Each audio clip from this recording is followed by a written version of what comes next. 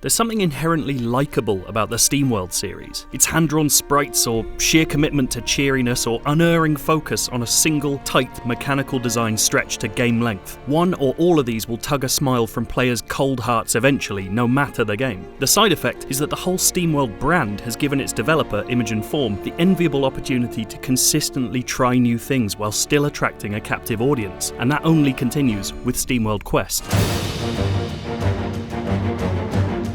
2013's breakout SteamWorld Dig, don't forget, was the second game to bear the moniker, swapping the DSiWare Original's tower defense for procedurally generated platforming. Then we got Heist, which somehow wrestled the XCOM model into 2 dimensions and added a weird fascination with collectible hats. Even Dig 2, the series' first proper sequel, made major changes, swapping those procedural maps for a meticulously designed experience, now prizing skilled play over the original's material grinding. It should be no surprise then that SteamWorld Quest already feels A, entirely different to its forebears, B, simultaneously accessible and intimidatingly smart, and C, just bloody lovely. SteamWorld is suddenly a turn-based RPG driven by a card game. It's not a surprise so much as it is an unexpected delight. Having played the first hour of the game, it already feels like a winning experiment. Just as Heist did for XCOM, Quest seems to pare down the excesses of its source material, somehow without losing its charm. Its fantasy trappings, yes, this is another world of chattering robots, but there are mushroom monsters and magic to contend with, are a playful homage to classic RPGs. Its web of illustrated, interconnected rooms draws from Paper Mario's structure, and its card-powered battles are very clearly made by developers who enjoy the likes of Magic and Netrunner in their time away from screens,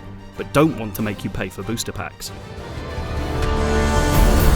This is very clearly a more story-driven game than previous SteamWorlds. Gaps between battles are filled with as much talking as they are secret finding and chest opening, but the heart of the game lies in the card game engine that drives its battles. It's a simple enough setup. Every character in your party comes with a deck of cards representing their abilities. At the start of a battle, those decks are shuffled together and you draw 6 cards. Your party's turn is made up of 3 card plays, after which the enemy team's chosen cards are added to the stack. Those plays resolve in order, and if both sides are still standing, the next turn begins with you redrawing to 6 cards and starting again. But it's wonderful how quickly the potential complexity reveals itself here. Every character brings a slim 8-card deck, meaning even your first unlocks provide a headache as to what to pick.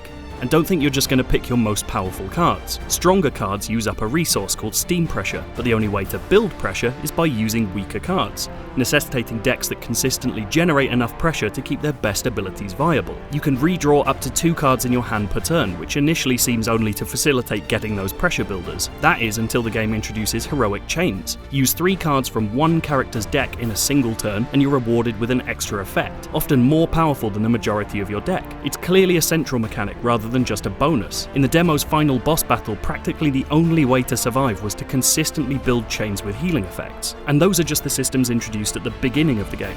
There are elemental ability types and strengths and weaknesses to contend with, which I'm sure will become key to deck building. There's the hint of different equipable weapons for characters, and I'm told heroic chain effects can change, which I'm guessing is linked to weaponry. I'm not shown it, but card crafting will also become a part of the fabric of the game, incentivizing collecting resources as you travel. It's fair to say I'm excited to see how far all of this goes. Quest will live or die on how well it can keep up the potential for play with its core systems, and thankfully the SteamWorld series proves that Imogen Form has the ability and desire to do just that.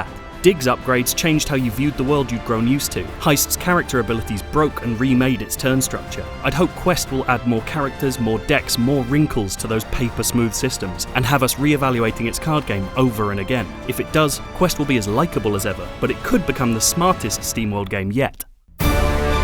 If you want more SteamWorld, you can check out 22 minutes of exclusive gameplay, or just check out its announcement trailer.